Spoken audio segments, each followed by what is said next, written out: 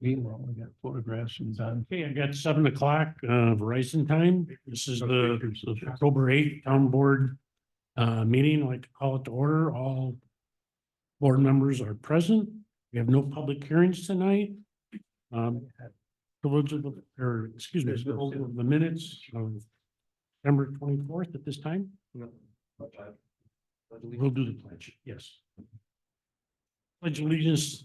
Wait, Al, would you like to? I thought I had this right.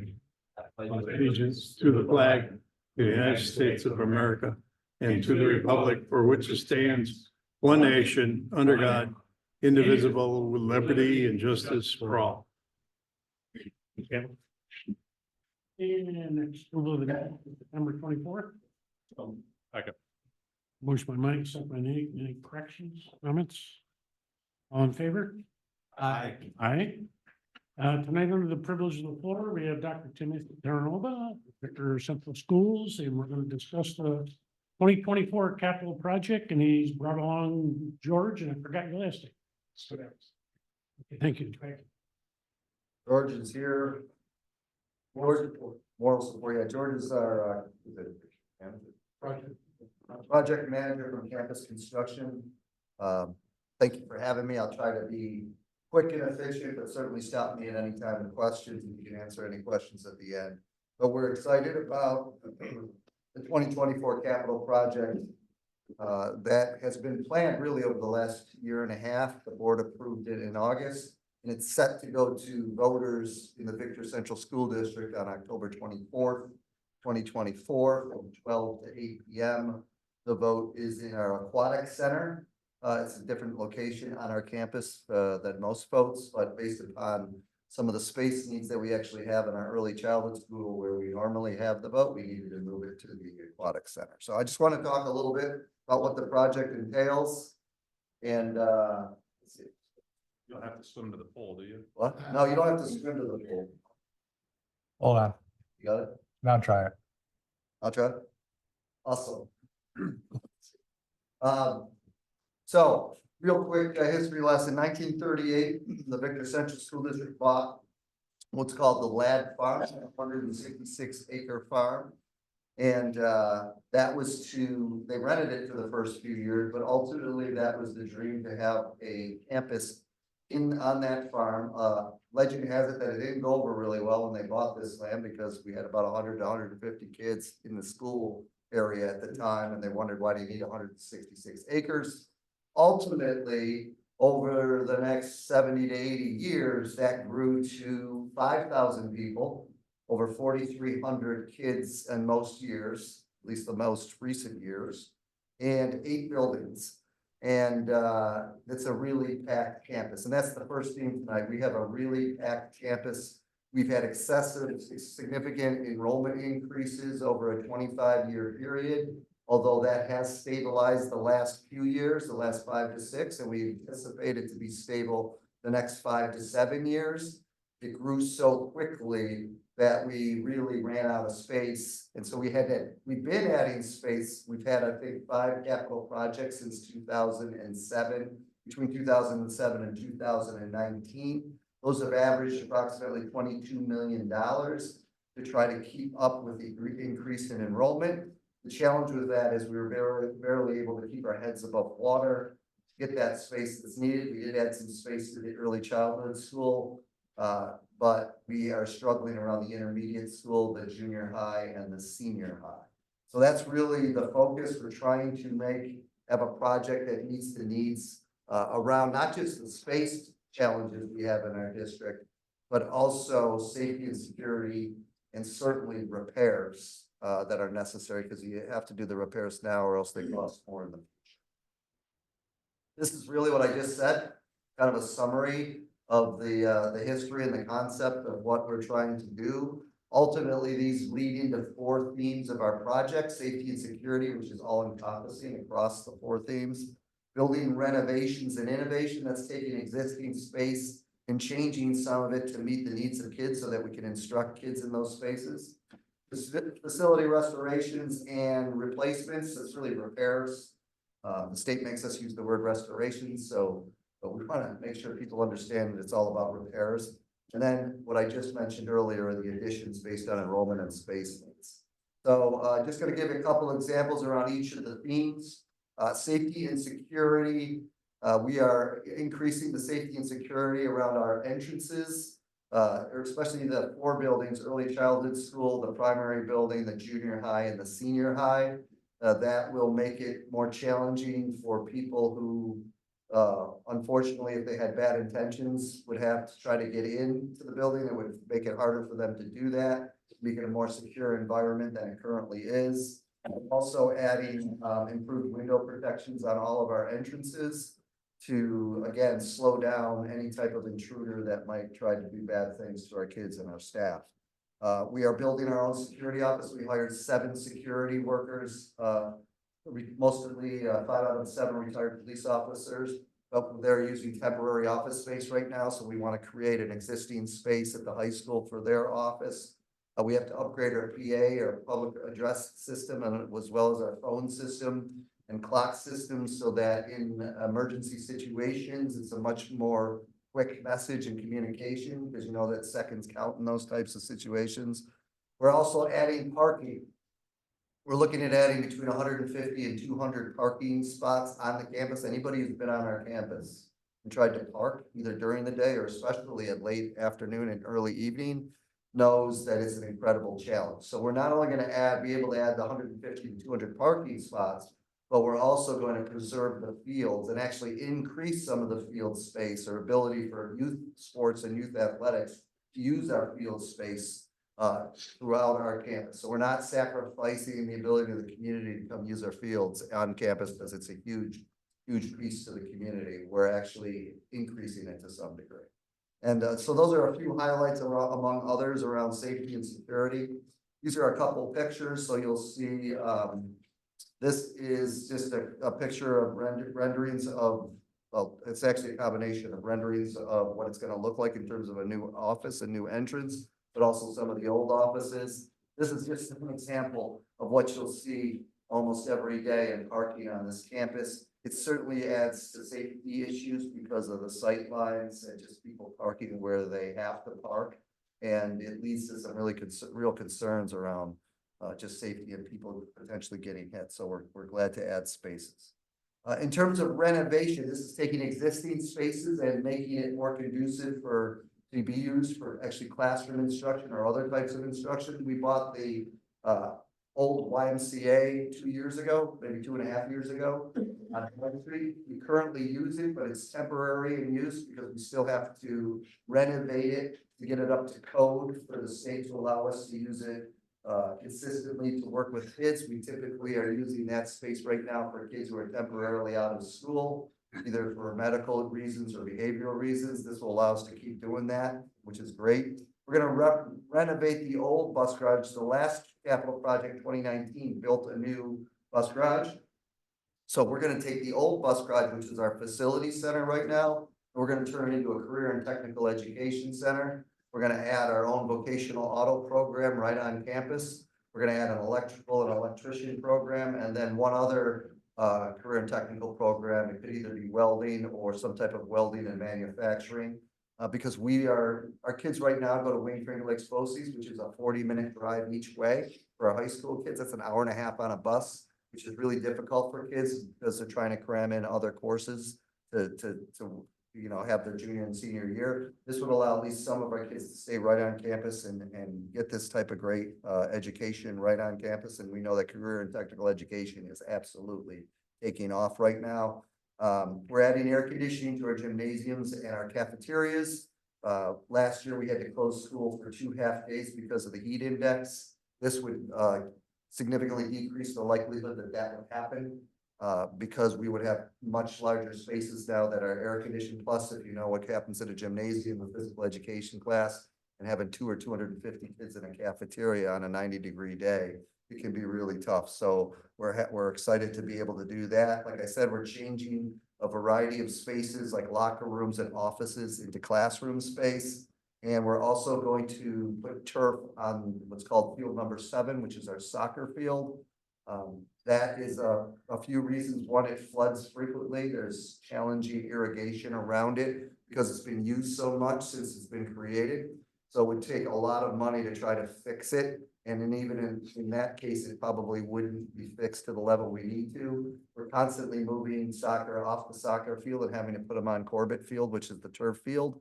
That knocks off other programs. It also puts our marching band in the parking lot or the gymnasium. By turfing the soccer field, we'll be able to utilize it much more frequently, be able to have equity with male and female sports on the turf fields, and certainly bring our marching band back on campus. This is just a picture. So you'll see that's the learning center right now. We definitely need some renovation of that. The bottom left is the old bus garage, and to the right is the rendition of what it would look like when we renovated into a career and technical center. This is just an example of the fields last week. It stopped raining around 9 or 10 in the morning on one day.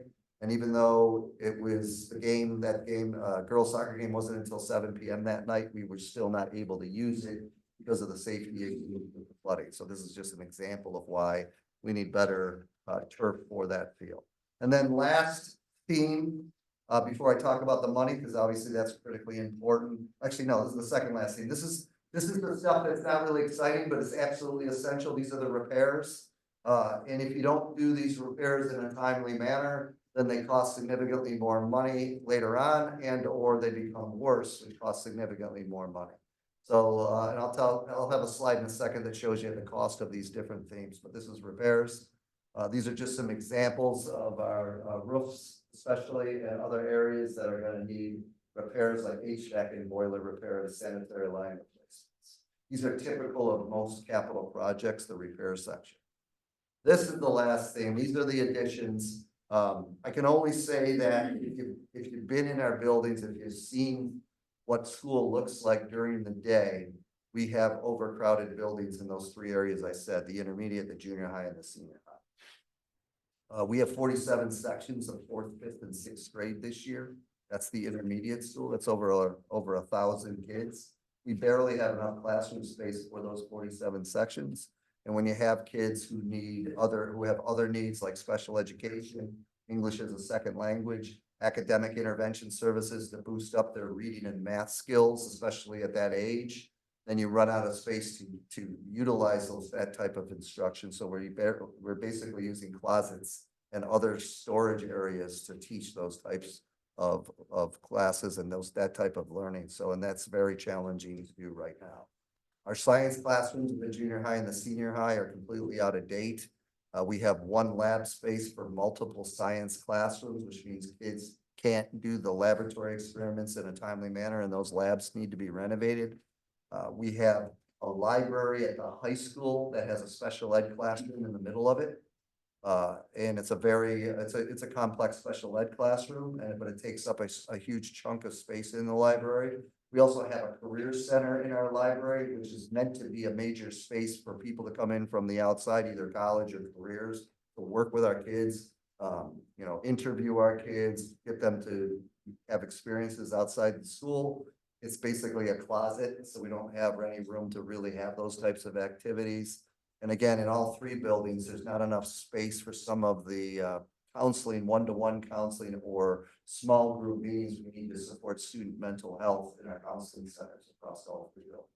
So because of that, we're adding in this project, would add 22 classrooms, 5 at the intermediate building and 17 at the junior high, senior high, as well as enlarge the junior high cafeteria and the intermediate cafeteria. Right now, our kids in the intermediate building have basically 8 to 9 minutes to eat lunch because it takes so long to get through the line and there's not enough space.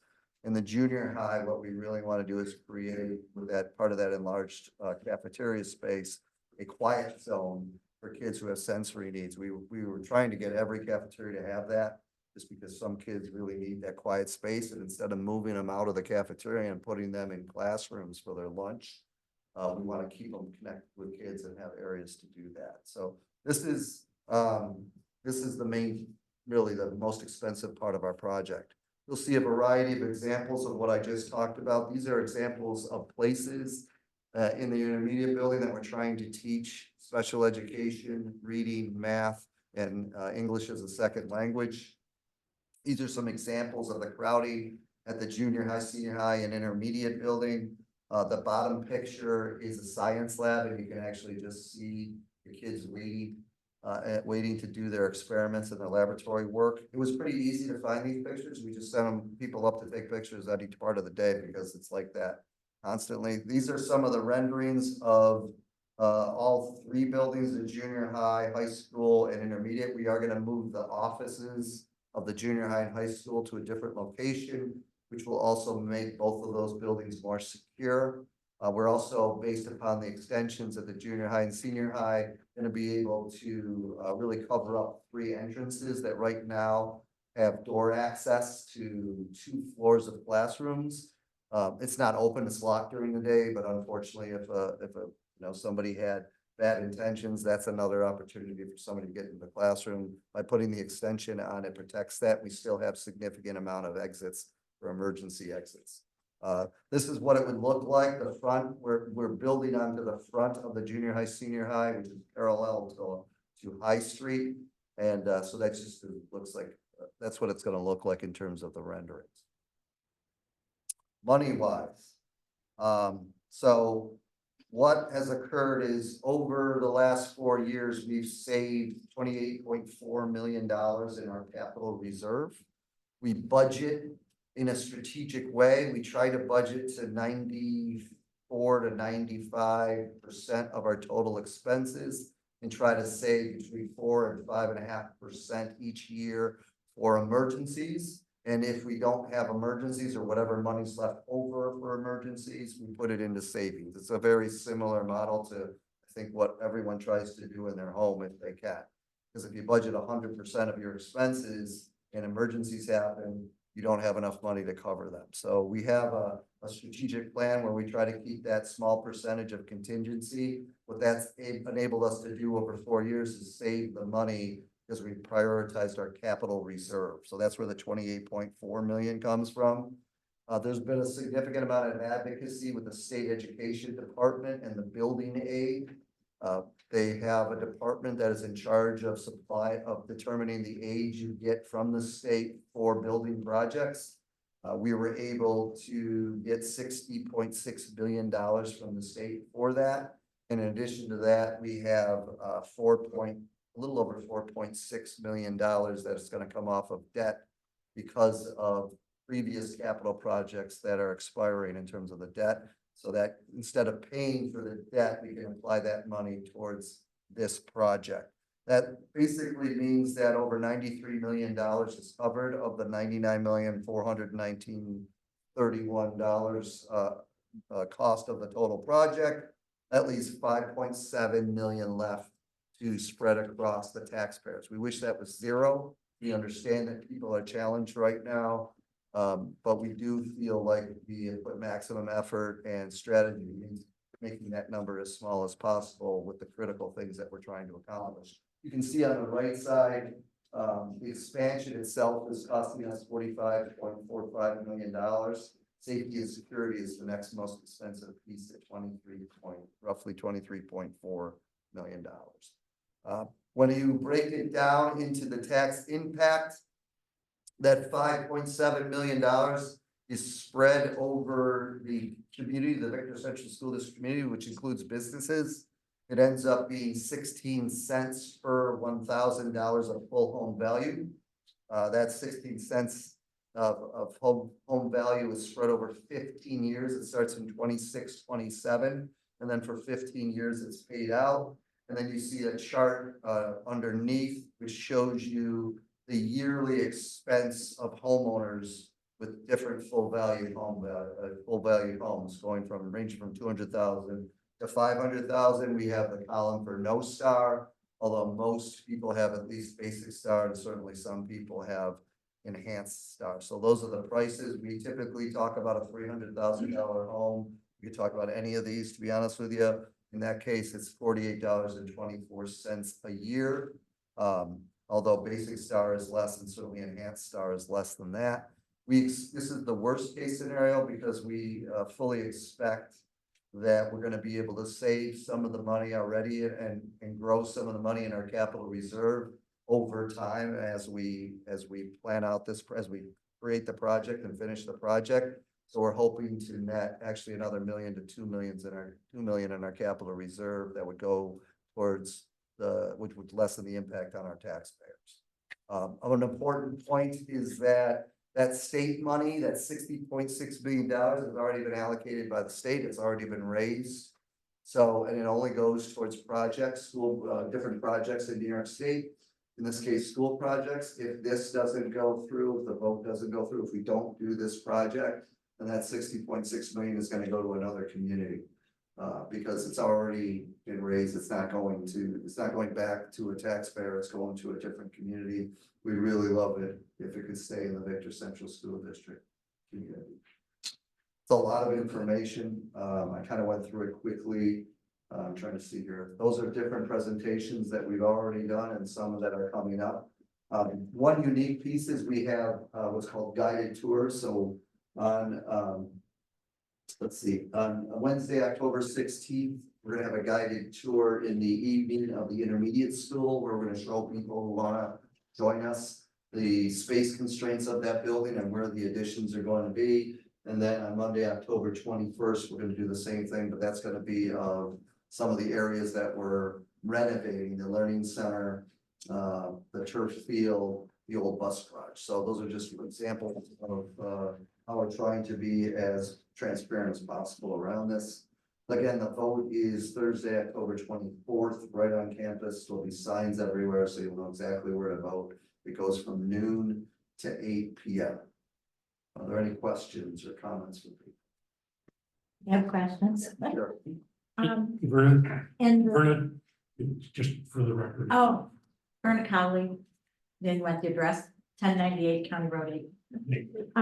In the flyer that we all got, it says that the state's contributing 80%. And 80% of almost 100 million is Right. not $60 million. Yes. And if the state's gonna give us $60 million, why don't we just spend $60 million and not add on Right. to it? And then I just have so many questions. The facilities in here, you're talking about updating bathroom fixtures and things like that. Are toilets and faucets and sinks not updated throughout the years? I mean, do you wait until they're 20 years old and then go in and replace all of them at once? Right. I don't understand how a regular budgeted maintenance, you know, your regular maintenance budget doesn't cover a lot of these things. You want to take that question? Which one? This is the one. What about the bathroom? Like probably don't. I'll take the other ones. You go to the bathroom. So the bathroom fixtures is more to it than that, so it's the partitions that have to get redone. A lot of these kids unfortunately hang on, whatever, the hardware breaks, it's timed out. So you can't find the hardware after a while, they're proprietary, so whatever manufacturer you purchase it from, you know, there's a time when they don't make those pieces and parts, so those have to be replaced. It's wear and tear, so, you know, the legs are on the ground, so after X amount of time of mopping, they rust out. So you have to replace this. I get that, but why isn't that done on a regular basis instead of all the bathrooms all at once? Because now you get aid for it. So if you do that, you will get money back from the state as well. So the state is actually subsidizing you. Yeah, and we do actually budget $100,000 a year for capital improvements, and part of that does go for those things. But it doesn't increase or doesn't get to the point where we could cover everything in that. Yes, now, I And they think, don't maintain, it's not like they're not maintaining, they just let go. They are, everything is maintained, it's just a matter of everything times out after this. I get that, but I'm guessing the partitions aren't any different than they were in 1973 when I graduated from here. I don't think, you know, the toilets aren't any different from now until, you know, 20 years later, they're still the same. It's the flush valves are different, the toilets are different, they're low water usage. Right. the But you can replace all of that stuff. I mean, that's what I don't understand is why is maintenance that should be, I mean, if I don't maintain my house, yeah, I've got to replace a whole bathroom if I let it flood, if I don't take care of it. That's my responsibility. I should be maintaining as we go along. And that's what I don't understand, why every bathroom in all 4 of those schools need to be replaced. Well, again, it's not, all so where those schools, it is certain aspects of it, like the tile is still in good shape. So they're not doing anything with the tile. The ground, the china is old and it's not efficient. The flush valves are old and it's not efficient. So you can only repair that first. Again, so you wait for a capital project. And at that point, you also get 80 cents on the dollar. So you can maintain your budget, wait for everything to go, X amount of years, everything times out, and then you repair those or change those out. So it's a matter of efficiency. The first question around the percentages is confusing. I mean, not you, but so let me explain it. And it says it in parentheses there. It I don't, there's no easy way to explain it. Basically, 80% of the project is aidable at 75% of the cost. So we don't get 100% aid. I don't know if any district does. Some other communities get higher percentages of aid. But basically 80% of it is at 75% a ratio, I guess is what you say. So that's where the $60.6 million comes from. In terms of having a project that stays at the local share, which means basically a project similar to some other school districts, they're saying there's no impact on the taxpayer. I think that was the second question. How come we just don't use the 60.6 million? We're only getting the 60.6 million based upon the $99 million.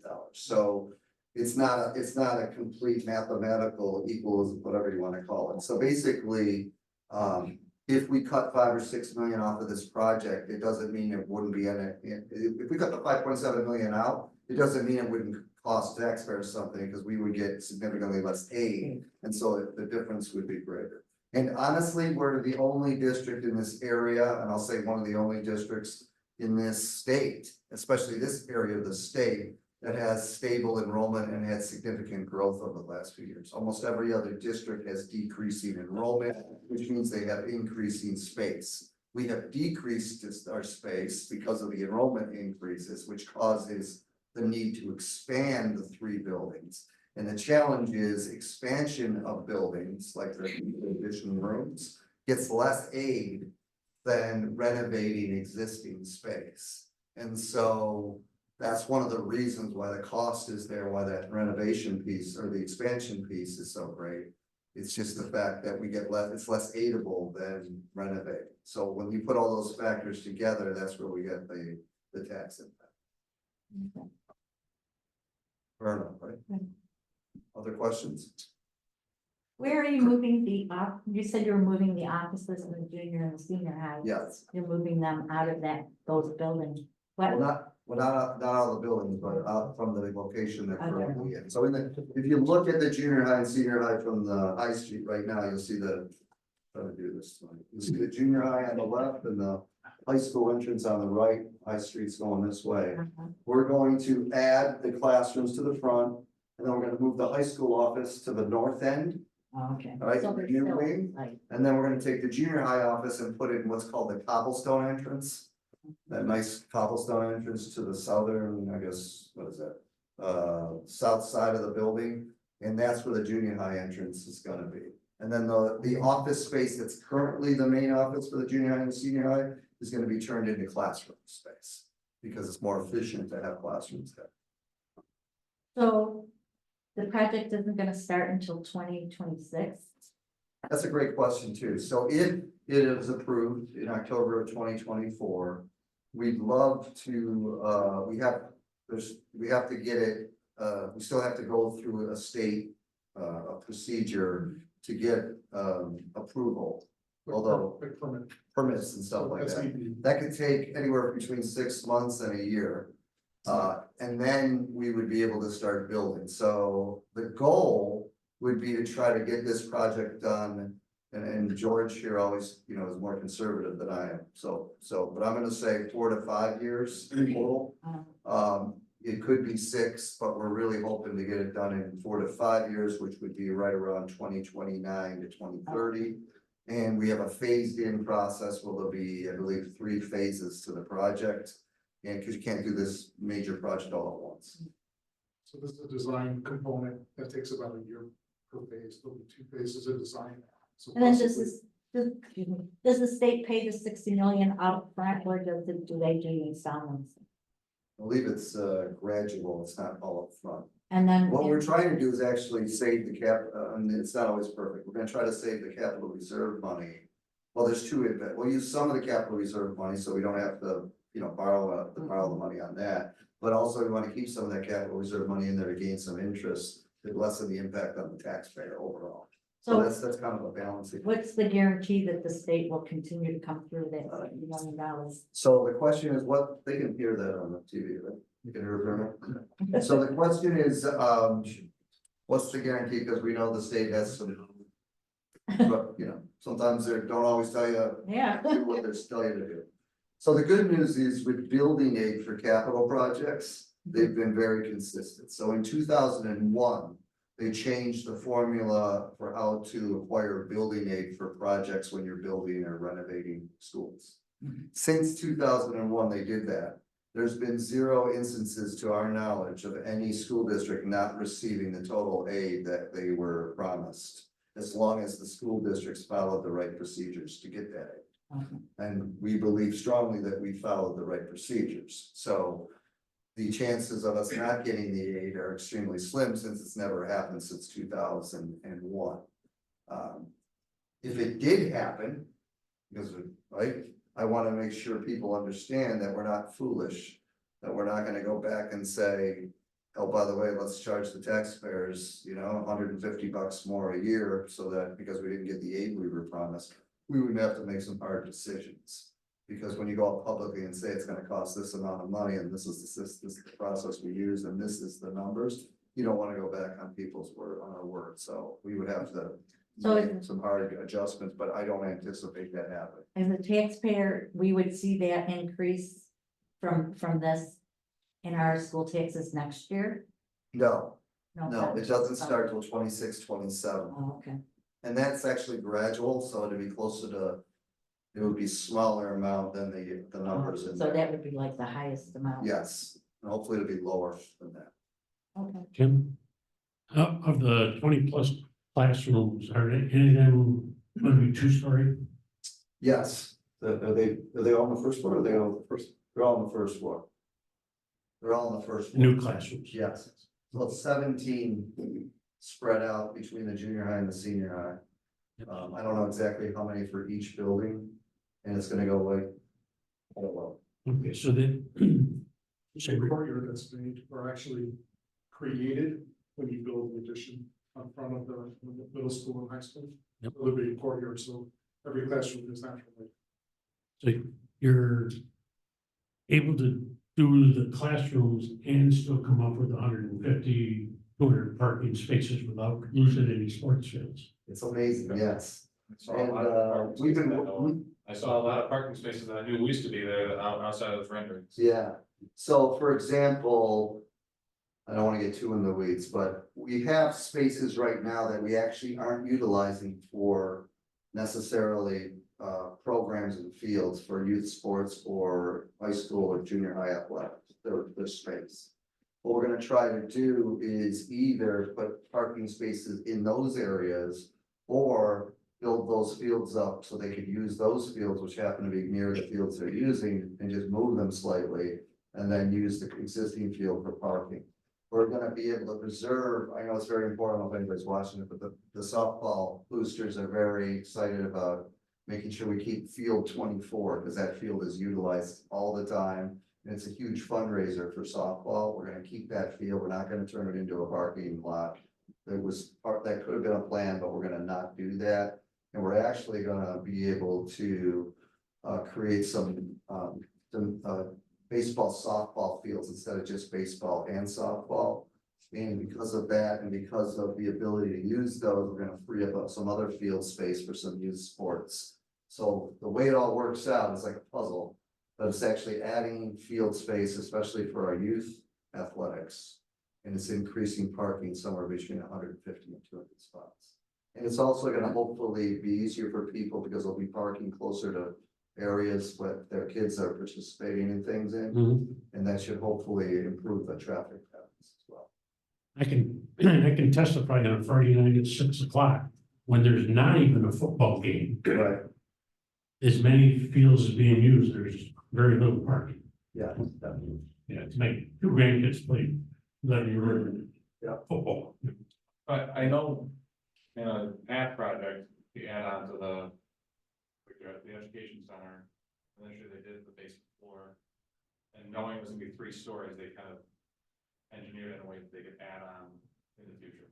Is there a way that like those, especially those 17 new classrooms on the junior high, senior high, is it built in a way that like moving forward, because I know the state has always been very strict about how far you can look out. And I remember when I was one of the first classes in the new high school building, and even when they built that, we knew it wasn't big enough at the time. We wouldn't let them build it any bigger because the really big classes were in the primary and intermediate, and like, we can't look back, you can't look ahead that far. You get to build to a certain level, so just knowing that, I mean, like, for future growth, that is there a positive to go up on those classrooms that are needed, like in 20 years? So at the ECS, what we did is after the first floor was done, we were getting ready for the second floor. We prepared the second floor, third floor by stubbing out. So the steel then was capped, so the parapet wall, you couldn't actually see down, you couldn't see the steel, but we did raise it up, and we did cap it. Yeah. So when we did the third floor, what we did is we basically did the connection and went up. Same thing will happen here, so it's gonna be designed to accept. If, we need to at a later date, additions on second floor stuff, same kind of design and philosophy would be put in use here for both schools. Oh, yeah, that's- I kind of limit how much growth you can consider in some of these. And the projections right now are for stable enrollment, not increase in enrollment, but anything past 5 to 7 years, it gets tricky. I know there's a lot of new growth in Farmington itself, but at this point, it looks like it's gonna be stable enrollment. Not anywhere near the level of increases in previous years. Thank you both, very informative, we Thank appreciate you. it, and we'll be online in a couple of days for anybody to listen to the Appreciate that, recording. and go to our website, victorschools.org, if you have any questions, email me or call me at any time. I appreciate it, thank you. Thank you, Doctor, thank you, George. Any other members of the board this time, public concern? Anybody online? Thank you. Privilege of the floor or public concerns?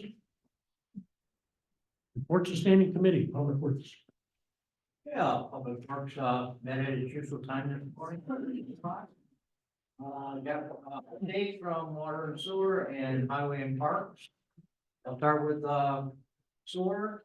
At the plant, Sun Environment will be there this week to remove the, sand from the sand filter. Chamberlain came out and sucked up the scum pit last Thursday. The final clarifier that is down has been cleaned, algae and duckweed. And the flusher, when the flusher truck helped clean it out, they did some yard work, they rutted up the yard with the flusher truck.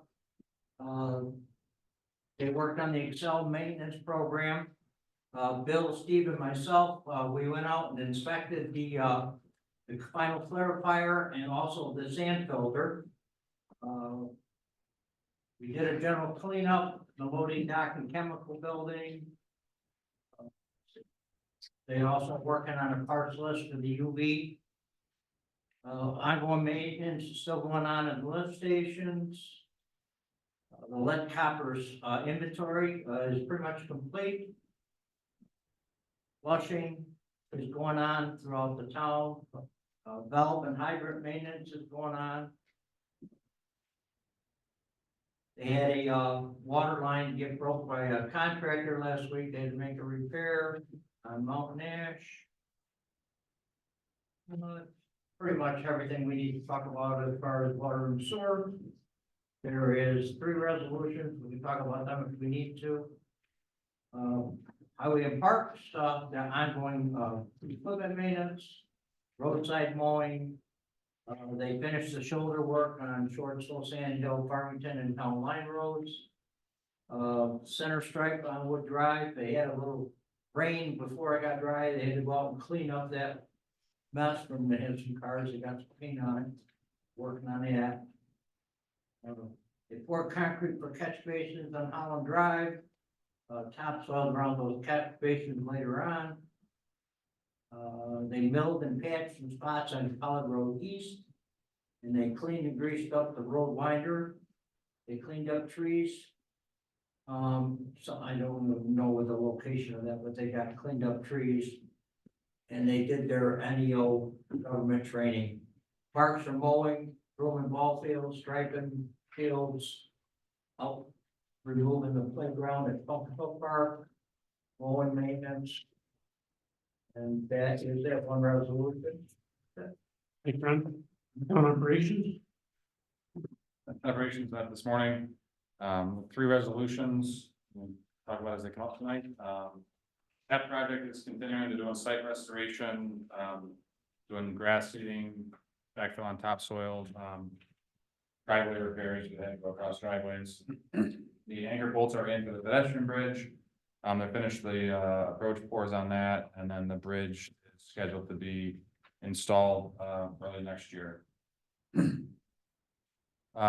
So a couple days ago, we confirmed FEMA did do their second notice in the Daily Messenger.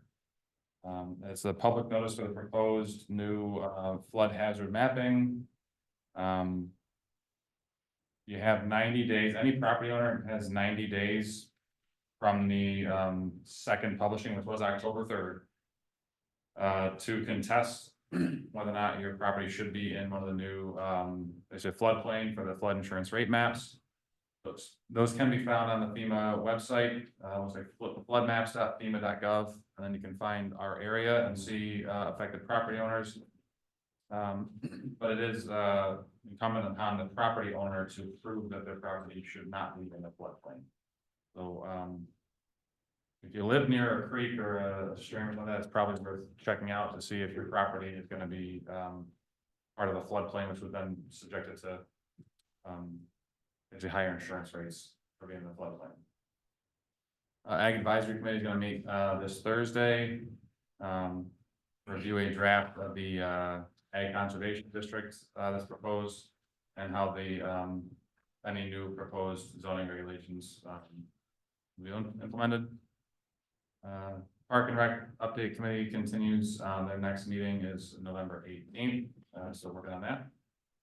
And everything else will be on the website. thanks, Nate. Just quickly, the 18th of November is actually public information for the Parks and Rec master plan. The next meeting is November 4th. Yeah, even for the elections. So yeah, 18th will be a public information meeting here in the meeting room. Just to seek public input. It won't be They're replacing the park at Pumpkin Hook. I saw that. the 4th. Right, but the 18th will be. Correct. They're doing the park replacement over at Pumpkin Hook today. Picking it up. I don't know when the new one's going in. Thanks. Reports of town officials, supervisor, Ontario County side. Last Friday, the Ontario County Office of Aging recognized volunteers for their service to other county residents in need. Of the group at the breakfast, there was an amazing 1,572 years of volunteering recognized amongst the group. One lady from Victor had 70 years of volunteering. The 2025 Ontario County tax rate should go down approximately 32 cents per thousand in your tax bill in January. On the town side, we were informed our retiree medical insurance is up more than $130,000 for 38 people. That works out to $3,421 increase per retiree for next year. We have met with a consortium with a lot of other community municipalities, and we will be switching the retiree insurance to a very similar plan that will only cost the town approximately $90,000 more. 38 people. We have a meeting tomorrow with Brown to find out our increased cost in medical insurance for our current employees. It is approximately a 15% increase. Our accountant, Janine and I will be meeting Thursday with Supervisor Marin and Rich, the Director, Department of Finance, the Director of Finance. On Thursday, to discuss future wastewater treatment plant funding and projects that we know we're gonna have to do to upgrade the plant. Victor has shared in the cost of the treatment plants in the future, or in the past. This week we've been interviewing, we have 5 people total interviewed for the highway secretary position. As Susie is leaving us, and we wish her well for her new position in Ontario County. I did postpone the preliminary budget meeting. It was supposed to be today, the Friday, October 18th. This will give time for Janine and I to do a presentation to the board and the public on October 22nd. Tuesday, October 22nd at 6 p.m., we will host the annual Canandaigua Farmington Water District meeting here in this room with the towns of Canandaigua and Hopewell.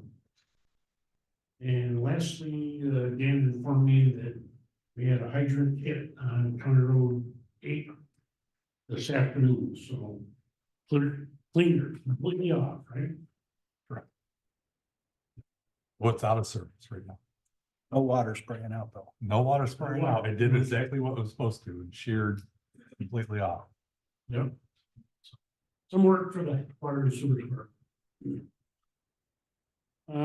Highway and parks. Just to clarify a couple things from what Ron reported. So the center stripe on Wood Drive, we did not put the stripe down. That is contracted out through, bid through the county. It was actually Action Stripe who did it. They put it down and it rained on it. So we were just tasked with cleaning up the mess. And we will be sending them a bill for the cleanup. As for the trees, so there was a couple of trees that were too big for our machine to reach, and so we contracted that out down to the Grange, and then out on Fox Road, there was a tree in the right of way in front of a resident's house that we just had them knock it down, and then we clean up the trees. So I just wanted to clarify that a little bit. The guys today, they were able to complete that pipe crossing on Meadowbrook, so that's in before they're gonna hopefully start paving Alfalfa Crescent and Meadowbrook, maybe, well, they're gonna try this week. I don't know if it's gonna work, but probably be Tuesday of next week. And Ron and I drove across that today. Right. We made it. Yeah, good. Yeah, and the only thing other than that is just to report next Friday, the 18th, and Saturday, the 19th is our fall cleanup. On Friday, it goes from 8 a.m. to 6 p.m. and Saturday is 8 to 3 p.m. There'll be shredding available on Saturday from, I believe, 9 to noon. Pretty good. Hopefully the weather will hold. I hope so. Michelle, town clerk. I just want to point out to the board and anybody who's doing the trunk and treat that the time is 11 to 1 this year. So we plan on being there probably 10:30 ish, probably. The 6th. Okay. Yeah, I saw it on Facebook. I was like, ooh, I didn't realize it changed. 11 to 1. Very good, thank you. Nobody here from water and sewer tonight, and building and zoning. All right, we're still been very busy with permits and inspections for the hailstorm that went through a few months ago. We did 661 permits in the month of September. We did 540 inspections, and as I mentioned, those are mostly roughing and siding inspections.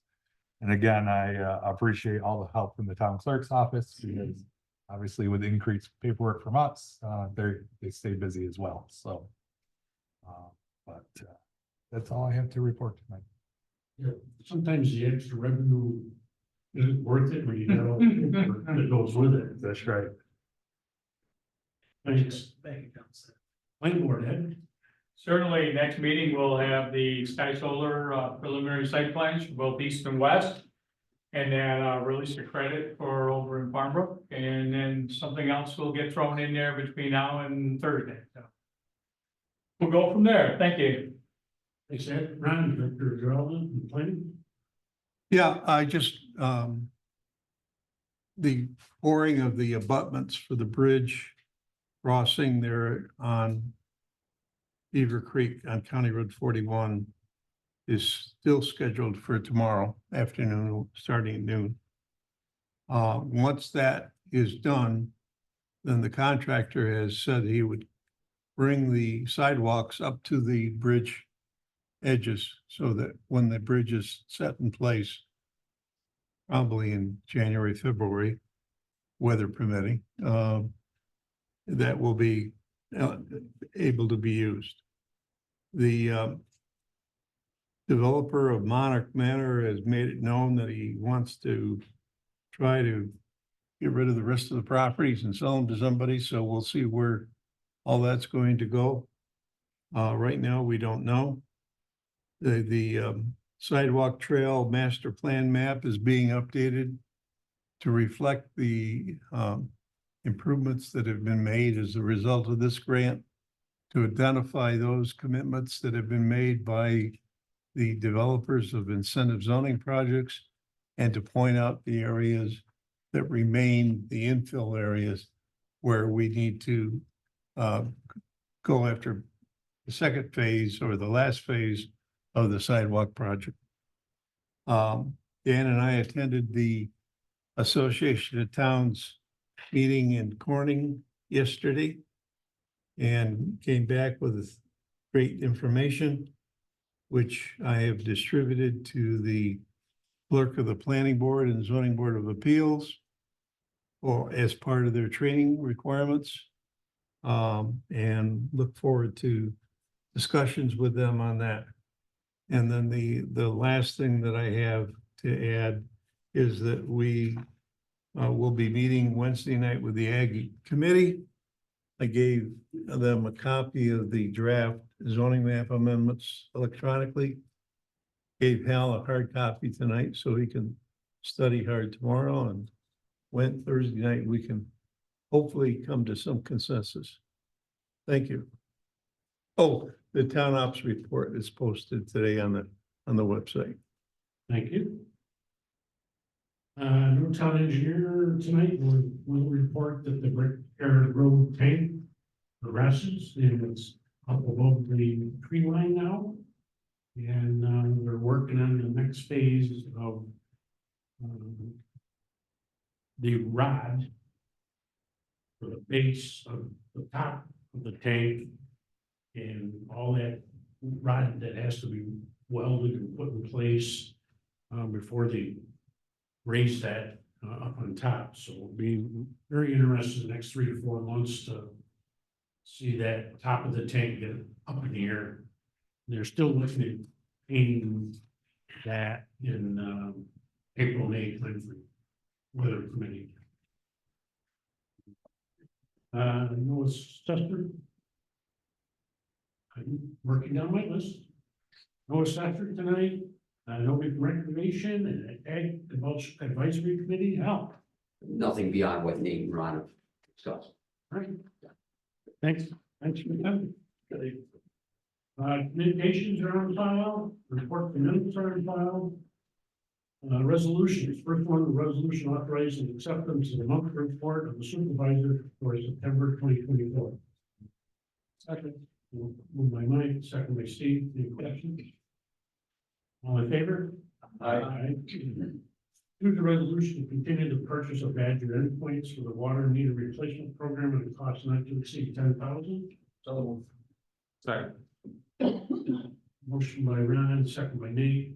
Any questions there? All in favor? Aye. Choose the resolution authorizing the town supervisor to sign a proposal with Nickel Metzer Bar, the accounting service for the years ending 2024, 2025. Oh, Second. Motion by Nate, second by Mike. Any questions? All in favor? Aye. Number 4, confirming resolution authorizing necessary repairs to pump station 6, that's the location of 6502 Plaster Mill Road. Second. And the cost of that is also shared with the town of Victor. All in favor? Aye. I is a resolution authorizing town justices to apply for a justice court action plan, JCAP grant for the town court. So moved. Second. Motion by Mike, second by Steve, totals approximately $4,324. All in favor? Aye. 6, a confirming resolution authorizing the appointment of the secretary to planning and zoning effective October 7th with a rate of $19 per hour. Second. Motion by Steve, second by Ron. Any questions? That is Lexi, Lexi, right? Lexi, yes. All in favor? Aye. We have Carolyn in the assistant director. It's started Monday. 7 is a resolution awarding the bid for the lower level of our town hall renovations here to Tactical Construction. At a cost not to exceed $410,098.04. Motion by Nate, second by Ron. There was 2 bids. Nice thing about Tactical is they're located right here in Farmington. Any questions? All in favor? Aye. 8 is a resolution operating the town supervisor to sign a contract with Mood Media and Upstate AV for lower level training room AV system at a cost not to exceed $12,005 for equipment, $2,000 for installation, and $300 for the system maintenance agreement. So moved. Motion by Mike, second by Nate. And this is the second part of the renovation downstairs is the AV and TV equipment for the training room that we're going to be in the old courtroom, if anybody's ever been there. All in favor? Aye. Aye. 9 is a resolution authorizing the highway park superintendent to accept proposal from Doyle Security to upgrade the Honeywell control panel at Retention Park at a cost not to exceed $2,600. So. Second. Motion by Steve, second by Mike. Any questions there? We have had numerous false alarms, so we're upgrading that system and it'll also be monitored and remotely for programming. All in favor? Aye. Ends a resolution for budget amendments to the general and sewer fund. Second. Motion by Nate, second by Mike. Any questions there? All in favor? Aye. 11 is a resolution approving the release of 2-year maintenance bond for Farmington Auto Wash LLC. This project sidewalks constructed along the portions of State Route 96 and Retention Road in the total amount of $1,785. So Second. Motion by Nate, second by Mike. Any questions there? All in favor? Aye. Calls a resolution granting the state of New York authority to perform adjustments for the owner and agreeing to maintain facilities adjusted via the state level contract. Motion by Nate, second by Renan. This is from Canandaigua Town Line to the Thruway. New York State has a project to upgrade all the street lights, crossing areas, crossing signs, and signals. Questions? All in favor? Aye. Aye. Calls a confirming resolution authorizing training over $100 for code enforcement officer Dan Delacorte. So moved. Second. Motion by Mike, second by Nate. Any questions? All in favor? Aye. Aye.